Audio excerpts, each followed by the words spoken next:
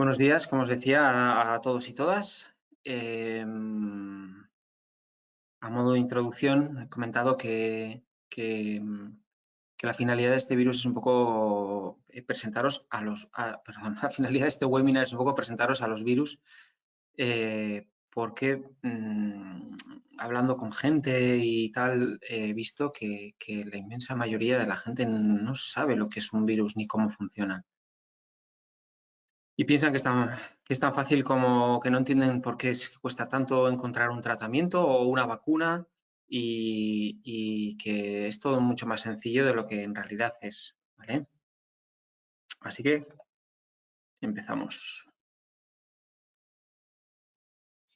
Como os decía, vamos a ver un poco qué es un virus, ¿vale? Y de qué estamos hablando. Para situarlo de alguna manera, vamos a ver qué tipo de microorganismo es. Y cuando digo microorganismo es porque es un organismo microscópico, ¿vale? Es decir, que no se ve a simple vista. Vamos a ver un poquito cómo actúan, ¿vale? Y cómo se pueden detectar, ¿vale? Ahora están súper en boga, ahora mismo estamos con el tema de los test rápidos, de los test PCR para detectar y tal. Bueno, pues luego os lo vamos a explicar un poquito, ¿vale? Para que lo podáis entender y entender también qué es de lo que se está hablando en la televisión actualmente en relación con el coronavirus, con el SARS-CoV-2, ¿vale?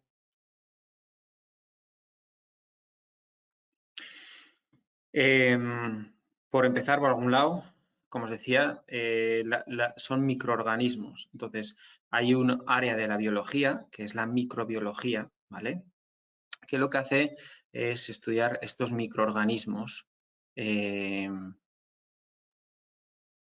que no se ven a simple vista, sino que necesitamos de unos aparatos para que se pueda ver, ¿vale? Y una especie de tinciones especiales. El aparato de la izquierda es un microscopio óptico normal y corriente, los que podemos tener en cualquier clínica o laboratorio, ¿vale?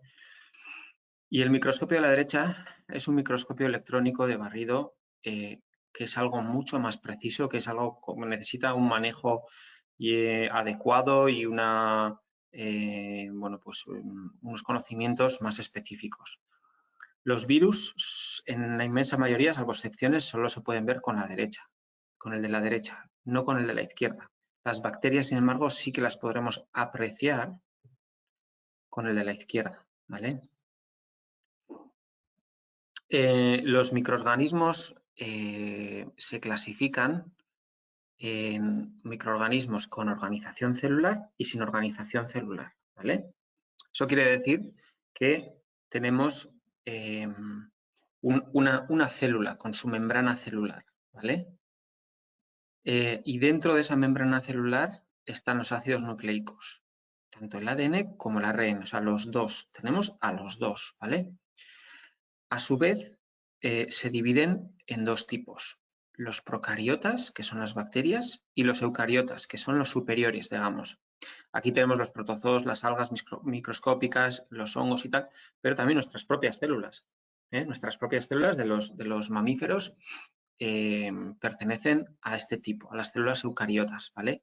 Que básicamente quiere decir que tienen un núcleo envuelto, ¿vale? En otra membrana, que es la membrana nuclear. ¿De acuerdo? Sin embargo, las bacterias no. Las bacterias tienen su ADN y ARN un poco libre, organizado de alguna manera, pero no tienen una membrana que los envuelve. Esta es una de las diferencias. Y luego tenemos los organismos que no tienen organización celular, es decir, que no se componen en una célula como tal, ¿vale? No tienen una membrana celular como tal. El que tenga una membrana celular supone que esa membrana es capaz de hacer ciertas cosas, ¿vale? De tener una relación con el medio que le rodea, de intercambiar cosas, etcétera, ¿vale? En cambio, los que no tienen membrana celular son unos seres dependientes, ¿vale? Tienen ADN o ARN, pero nunca los dos. Tienen el uno o el otro, ¿vale? Como os decía, el hecho de que no tenga una membrana celular hace que tenga una especie de envoltura protección, pero necesitan parasitar a un ser, ¿vale? A otra célula. Estos son los virus, los viriones y los priones, ¿vale? Los virus y los viriones es lo mismo, solo que se le llama virión al virus cuando está fuera de la célula que lo parasita, sin más.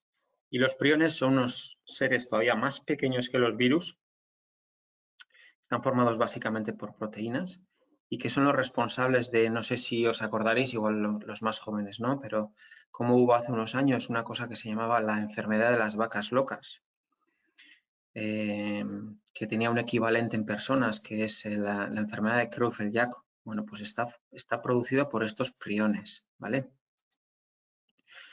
Aquí os pongo en escala celular, a nivel celular un poco, o a nivel microscópico, de qué tamaño estamos hablando de los virus, ¿vale? Y lo que os decía, esa posibilidad de verlos con el microscopio óptico o no, ¿vale? Cuando se descubrió el microscopio electrónico fue una revolución porque se podía llegar a ver estos seres, estos virus, y demostrar su existencia, ¿vale? Además de con otras pruebas, ¿vale? Y aquí os pongo un tamaño relativo ya a escala global de lo que puede ser un virus de estos o unos priones. O sea, la mínima expresión de la mínima expresión, ¿vale? Por eso caben en estas gotitas que podemos difundir con la saliva, con un estornudo, con lo que sea, ¿vale? O sea, fijaros a qué nivel estamos hablando. Y son auténticos parásitos de las células que se difunden en millones, O sea, son auténticos caballos de Troya espectaculares, ¿vale? Un poquito para relacionarlo con los temas de enfermedades infecciosas, sabéis que un microorganismo tiene una relación con el hospedador, ¿vale? Puede ser simbiótico, vive en el interior o en la superficie, y tanto el hospedador como el microorganismo tienen una relación y un beneficio, ¿vale? Pueden ser comensales que simplemente están ahí y ni frío ni calor, no tienen ningún tipo de alteración, ¿vale? O pueden ser patógenos. Y estos son los que causan enfermedades. Estos son los malos, realmente. Y encima algunos de ellos son zoonóticos. Esto es importante en relación con el coronavirus que hemos visto, el SARS-CoV-2, porque este virus tiene un origen animal. Originalmente se creó, bueno, o se supone que hay un reservorio que es animal y sufrió una mutación y se ha adaptado al ser humano, ¿vale? ¿Esto por qué es importante? Porque últimamente en el tema científico cada vez hay más voces que dicen que quizás aquí los veterinarios o los científicos un poco que estudian la fauna tienen bastante que decir respecto a este tipo de virus que tienen un origen animal y que se adaptan al ser humano y acaban produciendo estragos como los que hemos visto. Que quizás en el futuro, dentro de los grupos de investigación de estos virus, pues habría que contar con personal de este tipo, porque si sabemos de dónde viene y estudiamos a ese ser vivo, podemos deducir mucho más de cómo se va a comportar y actuar el virus, ¿vale? Un pequeño recuerdo de lo que dijimos en el otro día, ¿vale? Sobre los términos de epidemiología, ¿vale? La epidemia, que en animal se llama epizootía, ¿vale? Es un aumento anormal de casos de una infección, ¿vale? En una determinada zona o lo que sea. Hablamos de pandemia cuando esto se extiende por todo el planeta, ¿vale? Y luego decimos que una enfermedad es endémica cuando hay una presencia importante en una zona concreta, ¿vale? En un área geográfica. Por ejemplo, la leishmaniosis es endémica de algunas zonas del Mediterráneo, pero ahora ya con el cambio climático, otra cosa muy importante, ya se ha extendido a bastantes zonas de España, ¿vale? Y luego recordaros también un poco los términos de zoonosis y antropozoonosis. Zoonosis es una enfermedad que puede transmitirse de los animales al ser humano. Por ejemplo, la rabia, ¿vale? Es decir, este bicho afecta a los dos. Y una antropozoonosis es una enfermedad que puede transmitirse del ser humano a los animales, ¿vale? Por aclarar algunas cosas. Aquí, por ejemplo, en el caso del SARS-CoV-2, aunque el virus tiene un origen animal, ha mutado y afecta a las personas, pero ya no afecta a los animales. Ya no se siente a gusto en los animales. ¿Vale? Esto es importante recalcarlo.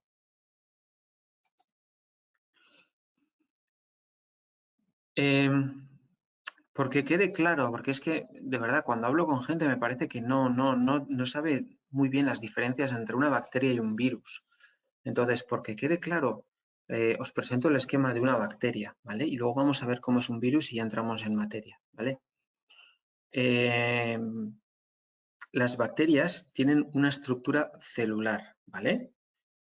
Hemos dicho que había las células procariotas, que son estas, y las eucariotas, que son las nuestras, ¿vale? Entonces, las bacterias, la única diferencia prácticamente que tienen es que su núcleo no está resguardado por una capa, ¿vale?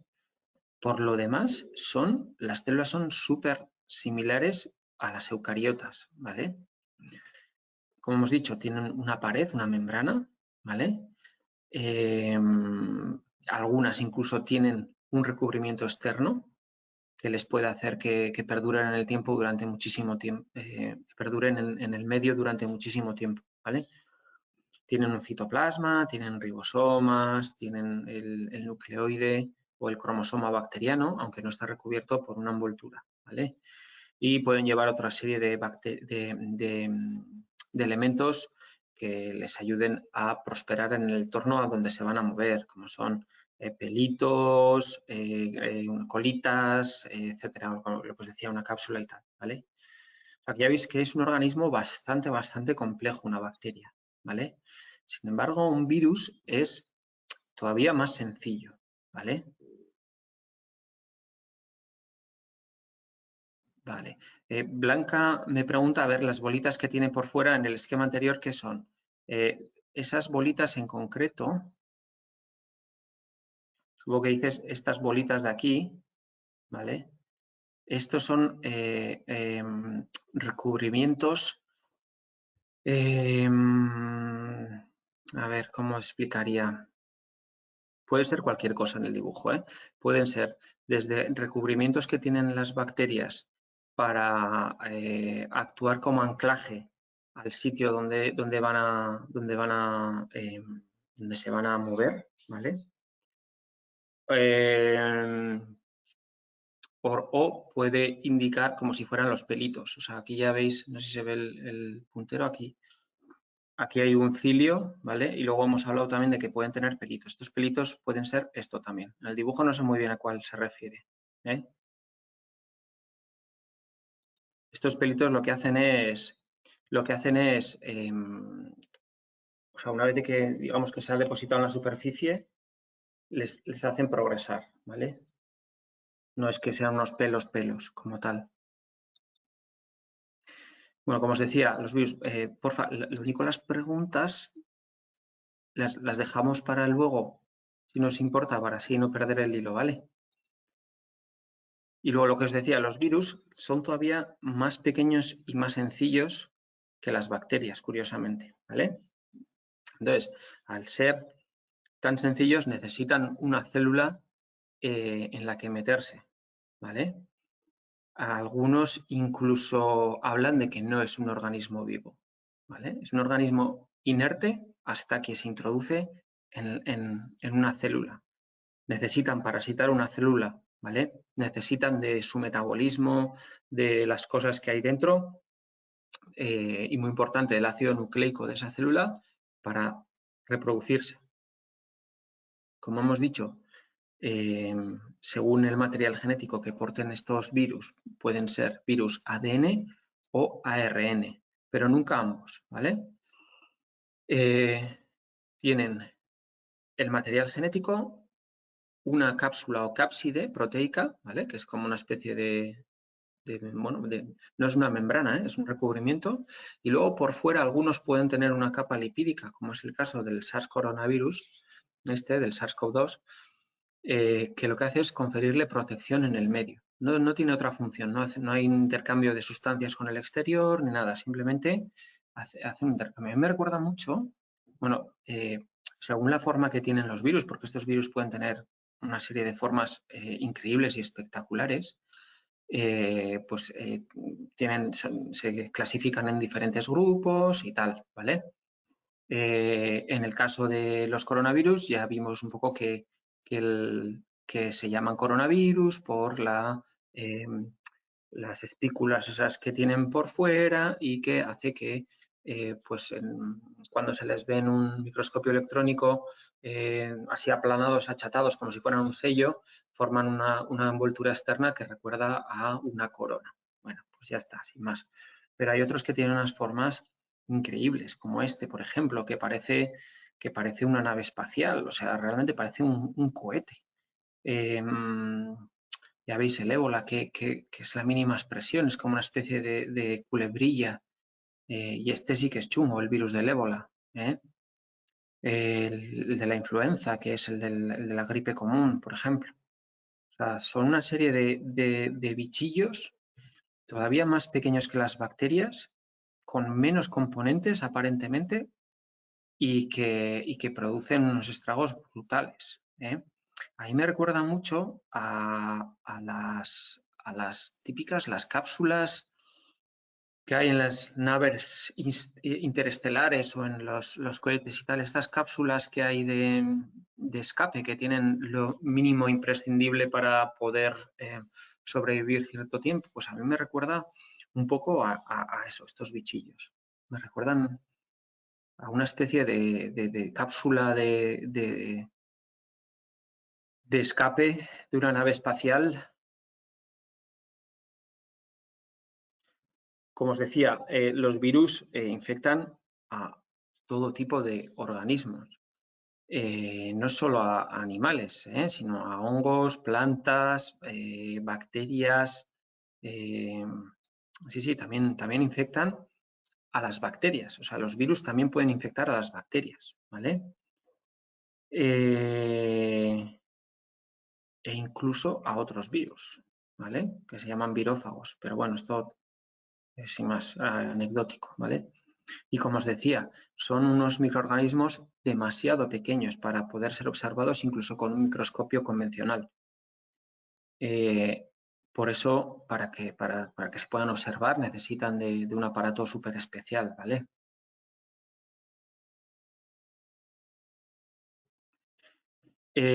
Como os decía, según la forma la que tienen, que infectan, qué células infectan y tal, se clasifican de 100.000 maneras, ¿vale? O sea, es un grupo inmenso de microorganismos, ¿vale? Pero según también los podemos clasificar también según a qué efectos producen, ¿vale? Podemos tener virus respiratorios, virus digestivos, virus del sistema nervioso central, virus que afectan a las células de la sangre, virus oncogénicos, es decir, que tienen la capacidad de producir tumores, ¿vale? Y un largo etcétera, ¿vale? O sea que veis que el tema de los virus es súper complicado y súper complejo, ¿vale? Que no es tan sencillo. Pero yo cuando le oigo de verdad a la gente de la calle decir, no entiendo cómo me han hecho una vacuna, no entiendo cómo no tal. Oiga, señora o señor, que es que esto es mucho más complejo de lo que a priori pueda parecer, ¿vale? Estamos hablando de unos microorganismos que son súper básicos y sencillos y en parte radica la dificultad para generar, por ejemplo, una vacuna, ¿vale? Y que son un grupo vastísimo de microorganismos difíciles de detectar, difíciles de ver, difíciles de manipular, etcétera, ¿vale? Entonces, ¿qué es lo que necesitan estos microorganismos patógenos para causar enfermedad?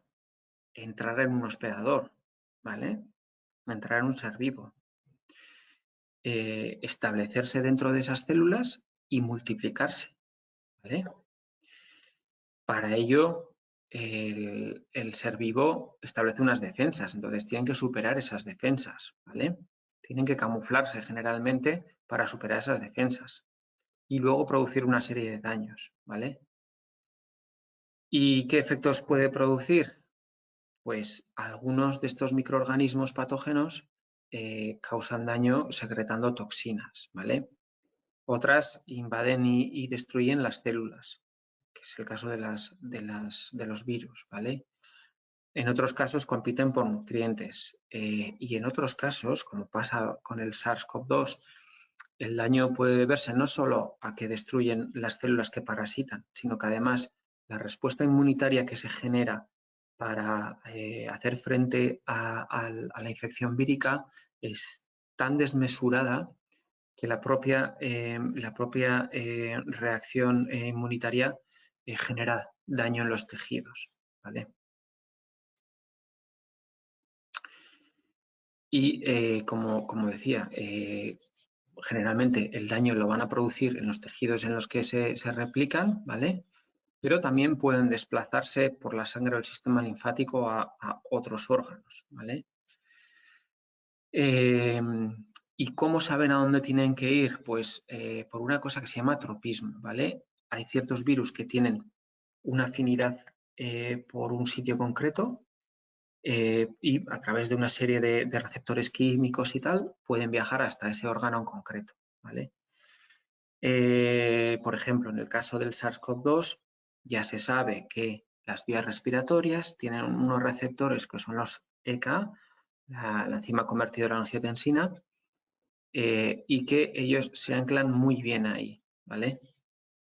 Entonces, pues esto es uno de los posibles sitios donde puede actuar la terapia frente a estos virus y tal.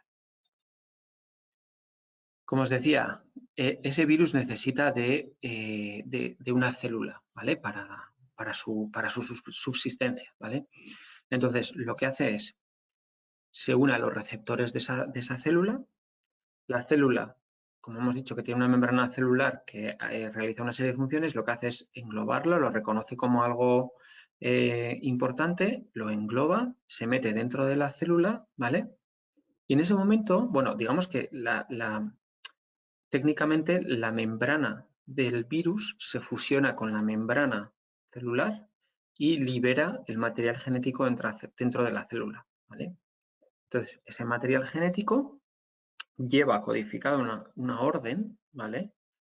Que es la de usar los mecanismos que hay dentro de la célula para crear nuevas copias de ese virus, ¿vale? Para ello usa, ya os digo, todos los recursos que tiene esa célula. Acordaros que ese virus, si es un virus ARN, se va a meter dentro del núcleo de la célula, del ADN, y se va a juntar con su ADN, va a encargar que se fabriquen ARNs mensajeros para que salgan fuera de la célula y en los ribosomas, etcétera, se generen partículas víricas, ¿vale? Todo esto se ensambla y se usa la propia membrana celular para generar una cubierta, salen al exterior y ya como virus formados, ¿vale? Y dependiendo de dónde estén, pues va a originar diferentes alteraciones. Por ejemplo, en el caso de las vías respiratorias, pues síntomas respiratorios, ¿vale? Estornudos, tos, inflamación a nivel local, etcétera, ¿vale? Todo esto que el virus necesita para pasar a otro hospedador. Como os decía, la transmisión generalmente puede ser por las secreciones, ¿vale? Por ejemplo, en el caso de los virus respiratorios. Pero hay otros virus que se transmiten durante la cópula. Por ejemplo, el caso de la inmunodeficiencia felina y humana también, ¿vale? Hay otros virus que pueden pasar a través de la placenta, el caso de la inmunodeficiencia felina o el virus de la leucemia felina, ¿vale? Esto depende mucho de la capacidad que tiene el virus de sobrevivir en el exterior o no. Cuanta menos capacidad tenga de sobrevivir en el exterior, más necesitará un contacto directo para su transmisión, como es el caso de los virus que se transmiten por vía sexual, ¿vale? Y una vez de que ese virus entra en el hospedador nuevo, hay un periodo de incubación, que es en el que pasa entre el que el virus llega, se mete dentro de la célula y empieza a replicarse, ¿vale? Entonces, ¿cómo los diagnosticamos? Si son tan pequeños y tan difíciles de ver, ¿vale? Pues muchas veces los diagnosticamos por los síntomas clínicos, apoyados en unos test que tenemos para detectarlos, ¿vale? Que en su día se crearon para detectarlos, ¿vale? Los test rápidos estos que hablan en relación con el SARS-CoV-2, en general son lo que llamamos los test ELISA, ¿vale? La palabra ELISA se refiere a un término inglés que se llama Enzyme-like Immunosorbent Assay, ¿vale? Que simplemente quiere decir que estos test llevan una carcasa de plástico y dentro llevan como una especie de telita, por decirlo de alguna manera, ¿vale? En el que están una serie de reactivos que reaccionan o bien con los anticuerpos específicos que ha generado el cuerpo para ese virus o bien para los antígenos del propio virus. Es decir, que pueden detectar o bien anticuerpos que se han generado frente a ese patógeno o bien antígenos del propio patógeno, ¿vale? Cualquiera de los dos. En el caso de que detecten los anticuerpos, lo que tenemos es una detección cualitativa, es decir, puede dar positivo o negativo, pero no sabemos el número de anticuerpos que ha generado. Esto requiere de un análisis más exhaustivo en el laboratorio y nos da lo que se llama una titulación, ¿vale? Que podemos cuantificar la respuesta inmunitaria del paciente, ¿vale? De manera que podemos saber si esa infección está empeorando o mejorando, ¿vale? En el tiempo, claro. Entonces, pero en general, los test rápidos estos se refieren a este tipo de test, ELISA, que detecta o bien el antígeno o bien el anticuerpo que ha generado el paciente, ¿vale? Y luego, y también en relación con el SARS-CoV-2, tenemos otro tipo de test que lo que hace es detectar el material genético en ese paciente, el material genético del patógeno, del virus este en cuestión, ¿vale? Que es el PCR, el famoso PCR que habréis oído por ahí, ¿vale? El PCR son las siglas en inglés que se refieren a que es la Polymerase Chain Reaction, que lo que hace es, se introduce la muestra en un aparatito y ese aparato detecta si hay material genético o no. Recordar que los virus llevan ADN o ARN. Entonces, ese aparatito empieza a hacer copias de ese material genético que está ahí, como si fuera una fotocopiadora, ¿vale? Y cuando tiene un taco así, digamos, ya es capaz de detectarlo, ¿vale? Por explicaroslo de una manera bastante gráfica, ¿vale? O sea, cuando tenemos solo una copia, pongamos, del microorganismo, no es capaz de detectar que ahí hay nada, ¿vale? Pero sin embargo, sí detecta que hay material genético y empieza a hacer copias. Y ya cuando tiene un taco así, ya dice, vale, sí, ya soy capaz de detectarlo, ¿vale? Esto, ¿qué pasa? Que hace falta hacerlo en un laboratorio específico por personal entrenado en usar este aparato y lo que sí es verdad es que es súper fiable. Es decir, que si lo detecta es que hay, ¿vale? Y esas son un poco las diferencias. ¿Qué pasa? Que necesita tiempo para hacer las copias de este material genético que ha encontrado, ¿vale? Requiere su cierto tiempo. Sin embargo, los test ELISA, el resultado lo tenemos en minutos. Esa es una gran diferencia. También hay diferencias que ahora veremos, ¿eh? Como os decía, llevándolo al terreno de nuestras mascotas, estos de aquí son test ELISA, estos de aquí son test ELISA para detectar diferentes enfermedades que tenemos. En este caso es la dirofilariasis o el gusano del corazón. Esta es una escherichia, enfermedad de Lyme, anaplasma, ¿vale? Pero también para detectar ciertos virus. Por ejemplo, en los test en los gatos hay un test súper común de hacer que es el que valoramos la leucemia y la inmunodeficiencia. Pero el propio test nos detecta en el caso de la inmunodeficiencia nos detecta el virus, perdón, el caso de la inmunodeficiencia nos detecta los anticuerpos, no, he dicho bien, el caso de la inmunodeficiencia nos detecta el virus y el caso de la leucemia nos detecta los anticuerpos, ¿vale? O sea que en el propio test, por un lado, podemos detectar el virus de la inmunodeficiencia y por otro lado los anticuerpos de la leucemia felina, ¿vale? Que son dos virus que afectan a los gatos. Y estos son los virus, los test rápidos de los que nos hablan en los medios de comunicación, ¿vale? Aquí abajo os pongo en concreto el test del SARS-CoV-2, ¿vale? Que es exactamente igual que veis a los que tenemos en veterinaria, ¿vale? Son muy sencillos de usar y tenemos los resultados en cuestión de minutos. Y lo que hacen básicamente en estas membranitas de aquí se introduce sangre o plasma y un reactivo, ¿vale? Ese reactivo lleva la muestra hasta esta zona donde, como os pongo aquí un gráfico, reaccionan con algo, una sustancia que ya está ahí, que lo que hacen es, si hay anticuerpos o material vírico, sale como una raya así, ¿vale? Que es donde están estas cositas de aquí para que se acoplen y se junten o bien los anticuerpos específicos de esa enfermedad o bien el virus o la bacteria, ¿vale?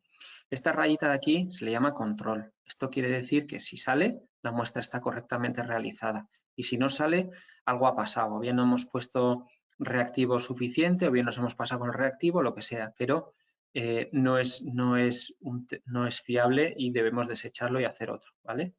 Esta C es de control y esta es de la muestra, ¿vale? Y entonces es muy similar y el manejo es súper fácil de hacer. Y lo que os decía, la PCR es un método de detección del material genético de un patógeno, reacción en cadena a la polimerasa chain reaction, ¿vale? Que con estas máquinas específicas y con un personal cualificado para ello, se manejan para detectar material genético y lo que hace es hacer 300.000 copias para que el aparato lo pueda detectar, ¿vale? ¿Qué pasa? Que hay que buscarlo, es decir, sabiendo de antemano cómo es el material genético que lleva ese virus o ese patógeno, ¿vale? Es decir, primero hay que averiguar ese patógeno cómo es su cadena de ADN o ARN, ¿vale? Entonces le generamos una copia para que se pueda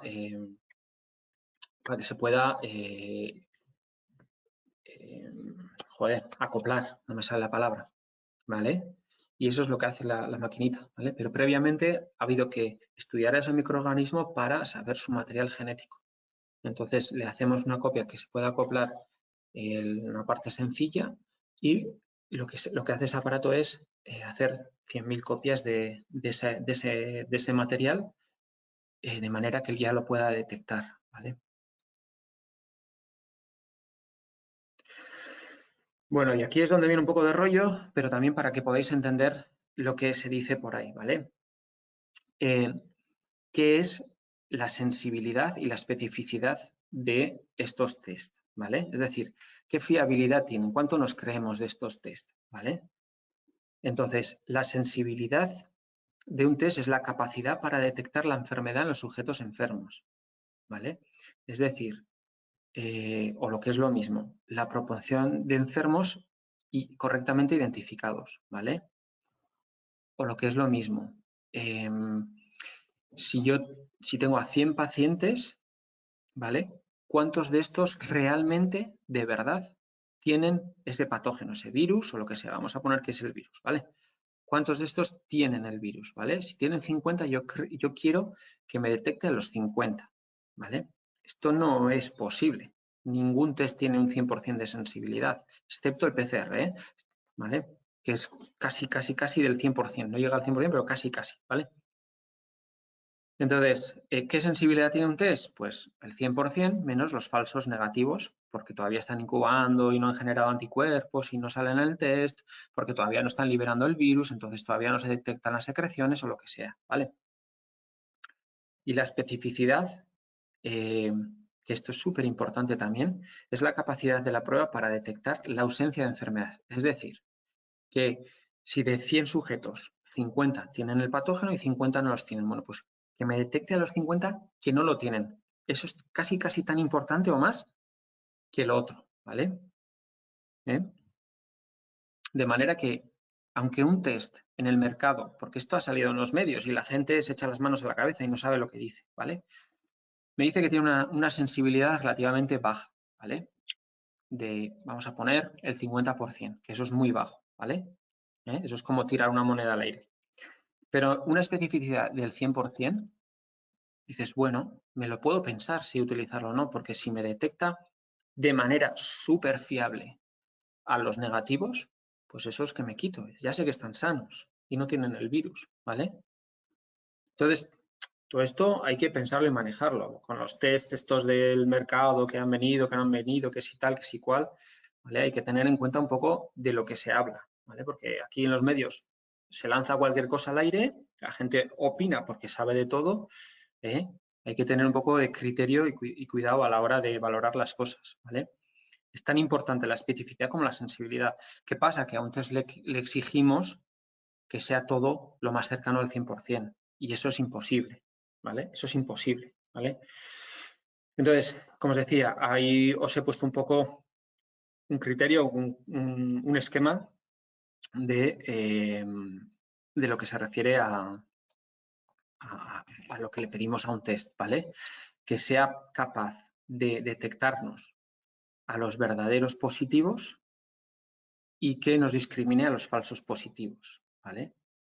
Y lo mismo con los que no tienen la enfermedad, es decir, que sea capaz de discriminar a los que no tienen la enfermedad y no nos confunda con otra enfermedad que pueda tener ese paciente, ¿no? Pues, por ejemplo, tiene síntomas respiratorios, le hacemos el test, lo que queremos es que nos discrimine que no tiene, en este caso concreto, el SARS-CoV-2 y tiene una gripe normal, ¿vale? Y le hacemos el test, fíjate, este paciente que tiene fiebre, tiene toses, tiene secreciones, tiene tal, y le hacemos el test y sale negativo. Pues tenemos que pensar que es negativo, que es que igual tiene una gripe y no tiene el coronavirus, ¿vale? Esto es súper importante, ¿vale? No solo que nos detecte a los positivos, sino que nos detecte a los negativos también. Y esto viene a colación un poco, no solo de las pruebas que realizamos nosotros en veterinaria, que el fabricante nos dice, tenemos unas pruebas con el 89% de sensibilidad y el 98% de especificidad. Y es, vale, eso es bastante alto. Quiere decir que si yo le hago el test y me sale negativo, estoy casi prácticamente seguro de que no tiene esa enfermedad. Tendré que buscar otra cosa, pero esa enfermedad no la tiene, ¿vale? Esto es súper importante.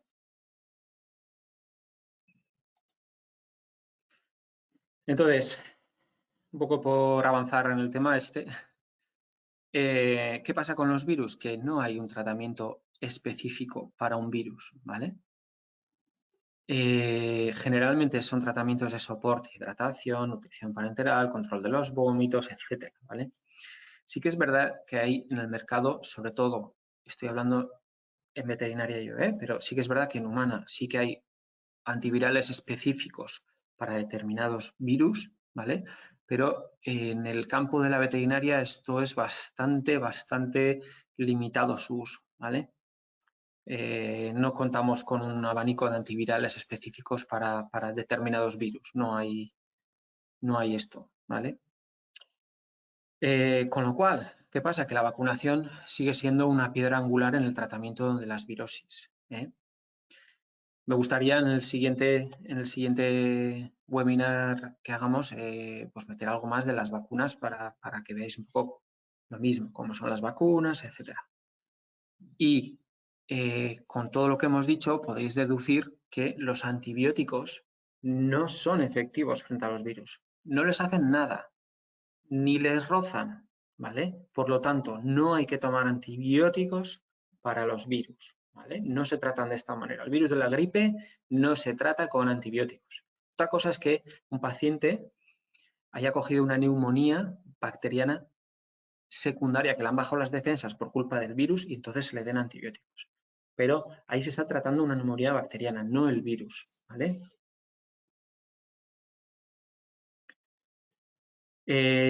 Como os decía, hay un abanico de enfermedades víricas en humana, que eso no es mi terreno, y en veterinaria, ¿vale? En perros y en gatos. En perros tenemos el famoso parvovirus, que sabéis que genera una gastroenteritis hemorrágica y una bajada de glóbulos blancos, una leucopenia brutal en el paciente, ¿vale? Que le predispone a una serie de infecciones que son los que, bueno, pues se le pueden hacer mucha pupa, ¿vale? Los adenovirus caninos son los que están involucrados en la famosa tos de las perreras, en el complejo de la tos de las perreras, el moquillo, que genera un cuadro respiratorio, digestivo y neurológico. Fijaros qué diferente y qué unos estragos brutales, ¿vale? Y tenemos un coronavirus canino, pero en general en los perros no pasa de una gastroenteritis generalmente en cachorros, ¿vale? Tenemos un herpesvirus y el virus de la rabia, que es otro virus que sabéis que se transmite por la mordedura de un perro que esté afectado por la rabia o de otros mamíferos superiores, ¿vale? Como hemos dicho, si se transmite por la mordedura es porque ese virus en el medio no perdura mucho tiempo y necesita que se meta en el hospedador cuanto antes, ¿vale? Y los de los gatos, el de la panleucopenia felina, que es como una especie de parvovirosis en gatos, ¿vale? El herpesvirus felino, responsable de rinotraqueitis y otros problemas, el calicivirus también muy similar, tenemos un coronavirus también, que ahora voy a explicaros un poco más de este coronavirus felino, ¿vale? Lo que hace. El virus de la leucemia felina, que tiene una serie de caras. Este es un virus que puede indirectamente producir tumores, puede producir cambios en las células de la sangre, etcétera, ¿vale? El virus de la inmunodeficiencia felina, que actúa exactamente igual que el virus de la inmunodeficiencia humana, son primos hermanos, ¿vale? No se transmiten a las personas, ¿vale? El de humanos es el VIH y el de virus es el VIF, ¿vale? No se transmiten, pero son análogos, ¿vale? Y también la rabia puede afectar a los gatos. Entonces, en relación con el coronavirus felino, ya entrando un poquito más en materia, acordaros que es un virus alfa y el SARS-CoV-2 es un virus beta, es decir, que son de la misma familia, primos, pero no son hermanos, ¿vale? Son primos más o menos lejanos, ¿vale? Uno es hijo de la tía Paqui y el otro es hijo del tío Juan, ¿vale? Son de la misma familia, pero no tiene nada que ver, ¿vale? En el caso concreto de los gatos, existen dos virus diferentes, ¿vale? El coronavirus entérico como tal, que lo que produce son unas diarreas, un cuadro digestivo más o menos suave, y el virus de la peritonitis infecciosa felina, que es el responsable de una enfermedad más severa. Ahora veremos un poco más sobre esto, ¿vale? La transmisión del coronavirus es feco-oral o orofecal, si queréis, ¿vale? El virus excreta con las heces y esas heces que pueden contaminar el agua, lo que sea, o que se acerque un menino a husmear qué es eso, lo que sea, pues entonces puede transmitirse por ahí, ¿vale? Algunos gatos son naturalmente resistentes a este virus y no desarrollan ningún tipo de infección, ¿vale? Pero pueden ser portadores y transmitirla, ¿de acuerdo? Esto es importante en relación también con el otro con el coronavirus, el SARS-CoV-2, ¿vale? Y otra cosa importante es que la inmunidad que se adquiere es relativamente corta, ¿vale? Y que al cabo del tiempo pueden volver a reinfestarse. Sobre todo, estoy hablando de comunidades de gatos, que es donde más suele pasar esto.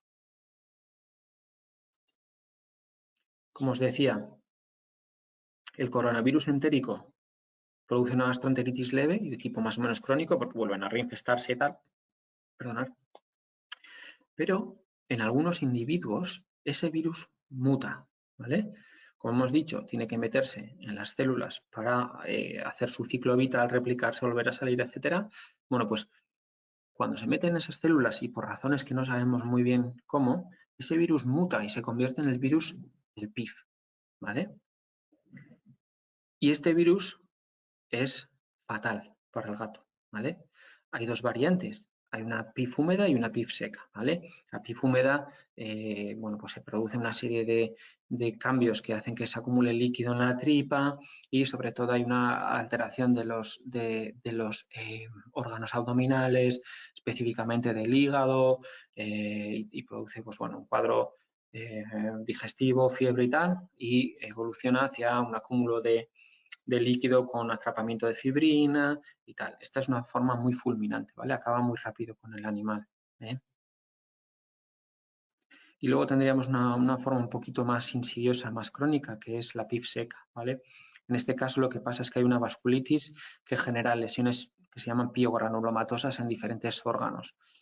Pueden ser riñón, hígado y tal, pero también pueden ir al sistema nervioso central y a los ojos, ¿vale? Entonces, ¿cómo detectamos este coronavirus en los gatos?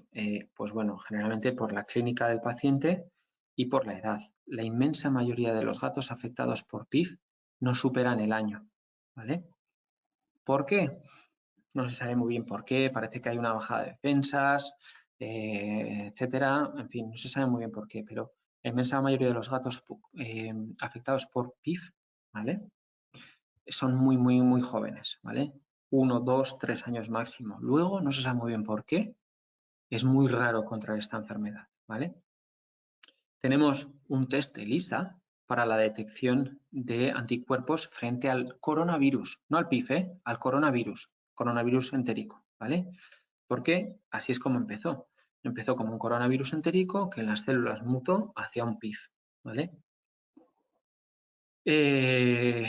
Disponemos también de una prueba PCR que es específica para este coronavirus, que es el Real-Time PCR, ¿vale? Pero estos nos detectan, una vez más, coronavirus, ¿vale? Coronavirus, no nos detectan el PIF, ¿vale? La única manera de demostrar de manera fehaciente que ese animal ha pasado a la peritonitis infecciosa felina es por histopatología, es decir, es recogiendo muestras de los órganos y mandando a hacer un estudio histopatológico donde se demuestran estas lesiones, como os decía antes, piogranulomatosas, que son específicas del virus del PIF, ¿vale?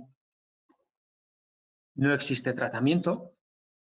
No existe tratamiento, se suelen poner corticoides para, bueno, pues porque mucha como os decía también el SARS-CoV-2, mucho del problema que tiene el gato es derivado de la respuesta inmunitaria del hospedador, ¿vale? Y luego sobre la prevención, una vez más, no existe una vacuna eficaz frente al coronavirus felino, ¿vale?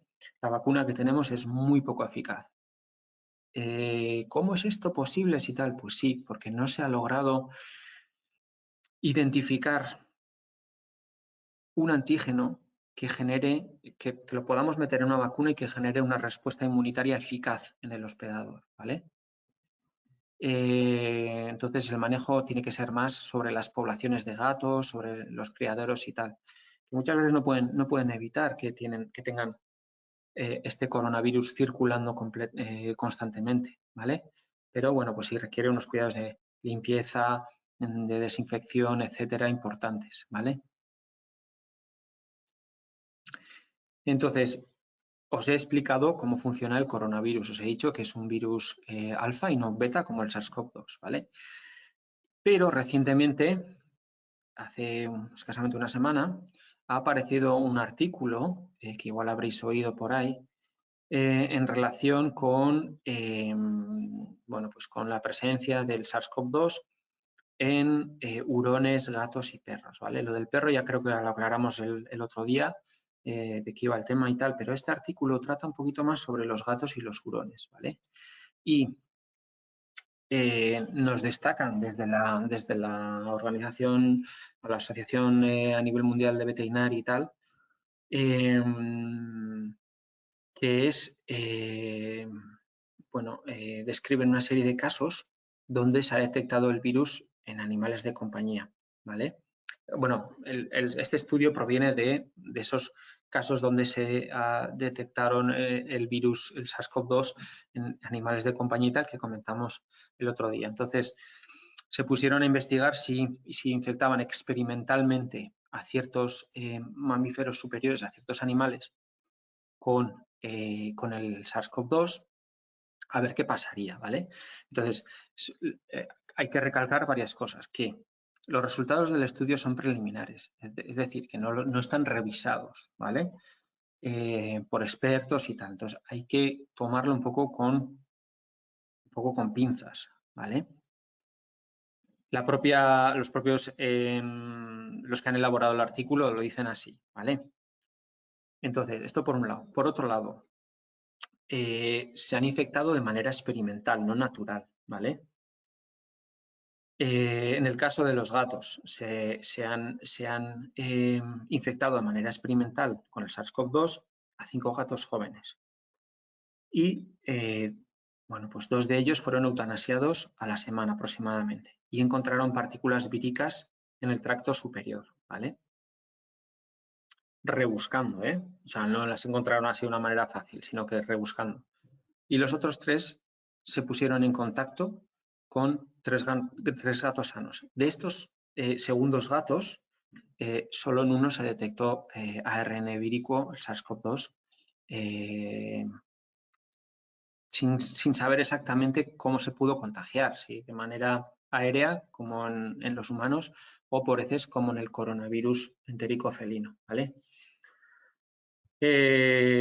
Como os decía, esto son en condiciones muy rebuscadas, ¿vale? En ningún caso recrean una situación real, ¿vale?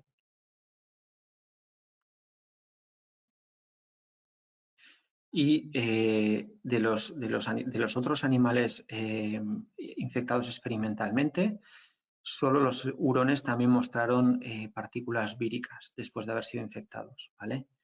Y creen que en los hurones puede replicarse el SARS-CoV-2, tal, pero ninguno de ellos ha mostrado síntomas ni parece que lo transmite, ¿vale? Y los perros, al igual que otros animales como aves o cerdos, no parecen ser susceptibles por el COVID, ya como comentamos la otra vez, ¿vale? Pero bueno, quedaba pendiente algún tipo de aclaración sobre otros mamíferos que conviven con nosotros, como es el gato y el hurón, que concretamente en el caso del gato tienen también un coronavirus, ¿vale?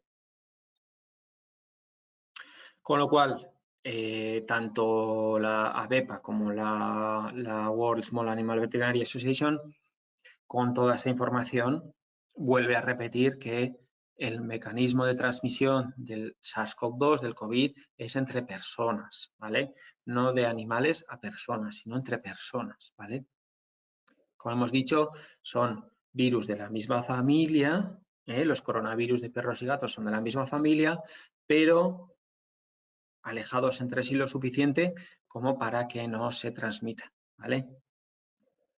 Pero que el sentido común que nos dice, pues bueno, que aquellas personas afectadas con el SARS-CoV-2 que tengan animales de compañía, pues deben intentar evitar el contacto con estos animales, ¿vale? Entonces se recomienda que otro miembro de la familia cuide al perro o al gato y si esto no es posible, pues lavarse las manos después de haberlos tocado y tal. Y intentar interactuar lo menos posible. ¿Por qué? No tanto porque lo transmitan directamente, sino por lo que decíamos antes, que en su superficie, en el pelo, pueden portar teórica e hipotéticamente el virus, al igual que si fuera una mesa, un teclado de ordenador o lo que sea, ¿vale? Intentar que los gatos que tienen acceso al exterior, pues que intentar en la medida posible que puedan salir, pues porque no tenemos un control de lo que hacen básicamente, ¿vale? Y los perros, pues tal y como hemos descrito en módulos anteriores, que vayan atados, etcétera, todas las normas que hemos comentado, ¿vale? Entonces, si un animal de un paciente con COVID-2, y a mí me ha pasado, necesita que tenga una atención veterinaria, es aconsejable que el propietario o el cuidador en ese momento avise a la clínica de que se va a ver a un animal cuyo propietario presenta síntomas o ha dado positivo en el test del COVID-2, pero simplemente a título informativo para que se tomen ciertas medidas, sin más, ¿vale? Y con toda la información que hay ahora, no se recomienda hacer test de COVID-2 a todos los animales. No hay ni para personas como para pensar en hacer en los animales, ¿vale? Bueno, pues eso es todo por hoy, ¿vale?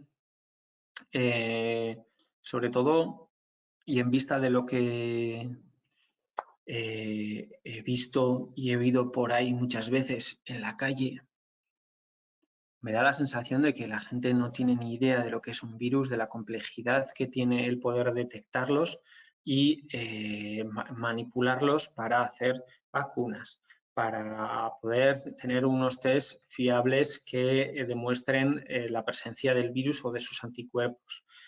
¿Qué es la diferencia entre un test rápido y un test PCR? Porque el PCR tarda unas cuantas horas en hacerse o incluso días, ¿vale? En fin, toda esta serie de cosas que involucran tanto a virus de nuestras mascotas como al SARS-CoV-2, porque es que son análogos, ¿eh? Como hemos dicho, son de la misma familia, aunque suficientemente alejados por suerte, pero tiene unas maneras de identificarse, de poder detectarlos, etcétera, que son análogos a otros virus que vemos nosotros en veterinaria, ¿vale? Y en concreto he mencionado el tema del coronavirus felino porque a pesar de que lleva con nosotros muchísimo tiempo el coronavirus felino, el virus del coronavirus felino y el del PIF, su detección, sobre todo en el caso del concreto del PIF, es súper difícil.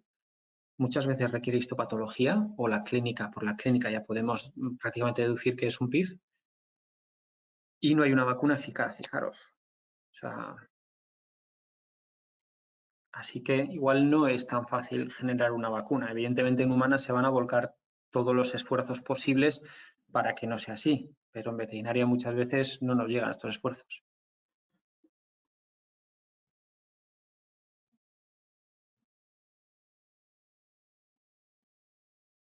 Vale, Yanisa me pregunta un tema sobre la web y tal. Jo, Yanisa, yo no llevo ese tema. Tienes que contactar con... No me acuerdo la persona ahora el nombre, no sé si con... ay, no me sale el nombre de la persona, pero tienes que contactar, en la propia web te vendrá para el soporte técnico, para tal, tienes que contactar con esa persona porque yo no puedo hacer nada por eso.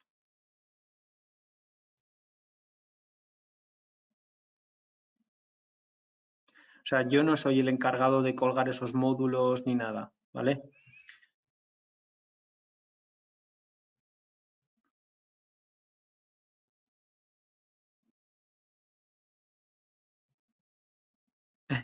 Vale, a ver, Blanca. Voy a intentar hacerlo de otra manera. No sé si podré, ¿eh?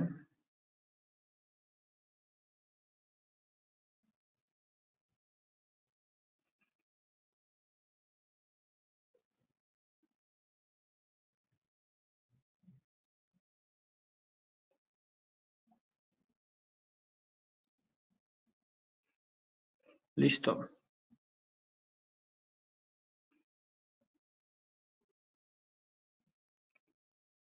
Este es un cartel del gobierno estatal, ¿eh? Que sobre el tema del lavado de manos y tal.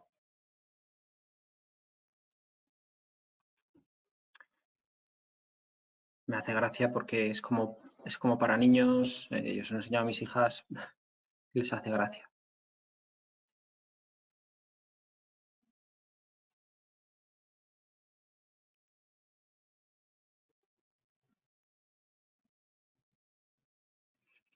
Vale. Daniel me pregunta en qué le afecta a una bacteria ser infectada por un virus. Pues un poco igual que a una célula eucariota. Básicamente, el virus se mete, usa su material genético para poder replicarse y tal. Pero además bueno, puede llegar a ser más complejo que todo eso, ¿vale? Porque algunos virus les ayudan a mejorar, digamos, el propio material genético de la bacteria y a lograr que tengan resistencias en el entorno frente a determinados antibióticos, etcétera, ¿vale? Pero bueno, básicamente, igual que una célula eucariota, el virus es un caballo de Troya en general, ¿vale? Se va a meter en un microorganismo y lo va a petar. Perdón, se va a meter en una célula y la va a petar, ¿vale? En general hacen eso. Pero luego hay veces que tienen una especie de pacto de no agresión con las bacterias.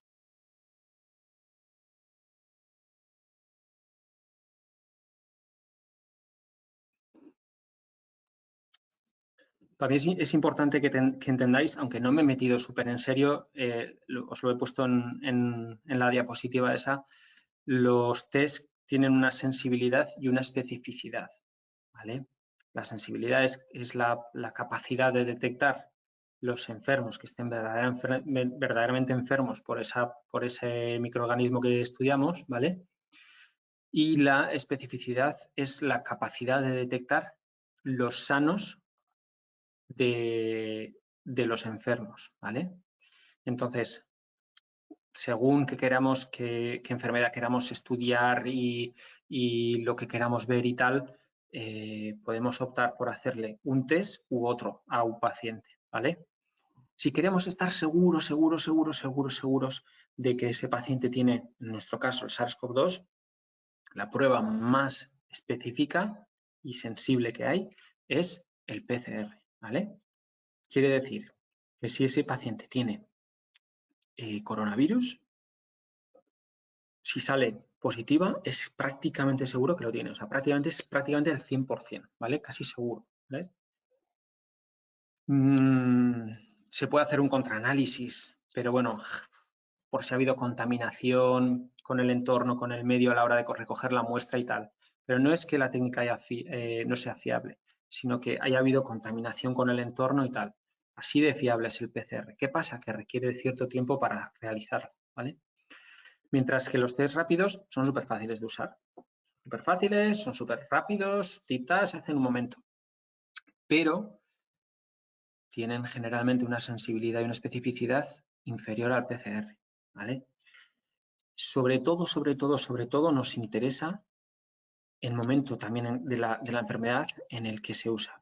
He oído en los medios, lo cual no sé si es verdad o no, que están utilizando los test rápidos que detectan anticuerpos. ¿Qué pasa? Que necesitamos cierto tiempo para que se produzcan anticuerpos. Entonces, igual al primer hachís no merece la pena hacer el test, porque ese paciente igual no ha generado anticuerpos todavía o no ha generado anticuerpos suficientes para ser detectados en el test. Igual nos da negativo, cuando en realidad no es que el test haya fallado, sino que lo hemos hecho en el momento inadecuado. Todas estas cosas hay que tenerlas en cuenta también, ¿vale? Y que los test rápidos sí son súper fáciles, cómodos de hacer y tal, pero no son perfectos, ojo.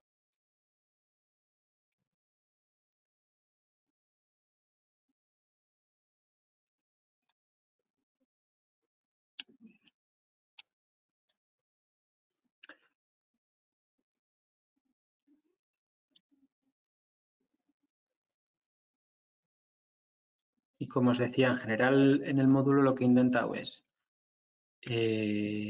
ver las diferencias tan importantes que hay entre microorganismos, sobre todo entre bacterias y virus, porque es que de verdad la gente lo mete todo en el mismo saco y no tiene nada que ver, ¿vale? Entonces, ver las diferencias tan drásticamente diferentes que hay entre bacterias y virus, ver cómo actúan los virus, que básicamente son caballos de Troya, entender que por eso es difícil tener un tratamiento frente a ellos, ¿vale? Es difícil tener un método diagnóstico eficaz frente a ellos y lo que me gustaría ver en el siguiente módulo, que es difícil en tener una vacuna fiable frente a ellos, ¿vale?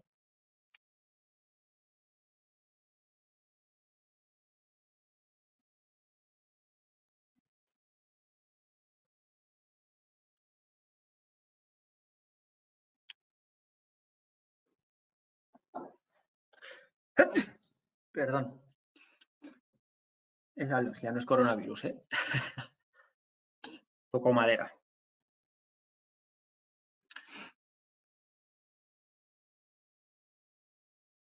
Bueno, ¿alguna otra pregunta?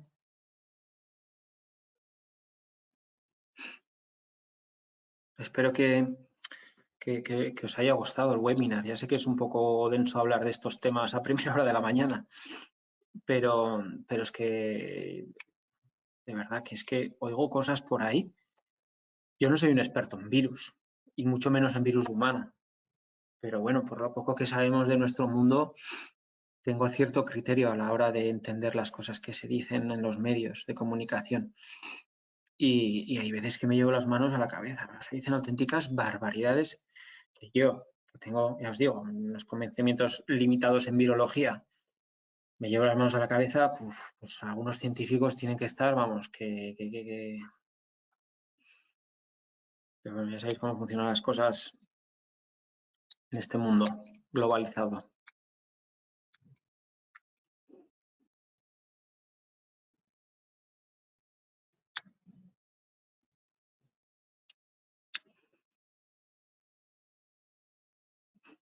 Daniel recalca un poco que siempre es importante conocer las diferencias entre virus y bacterias. A mí me parece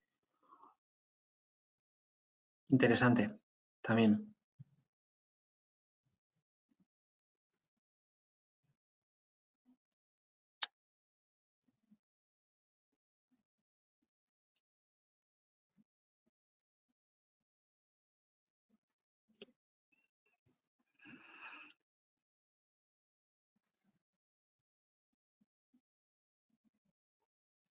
Pues bueno, chicos y chicas, si no tenéis más preguntas, pues nada, desearos que tengáis una feliz Semana Santa y, y muchos ánimos a todos y todas. Y bueno, pues vamos a seguir por lo menos intentando hacer más webinars para que se haga esto más llevadero. Y nada, que muchos ánimos a todos.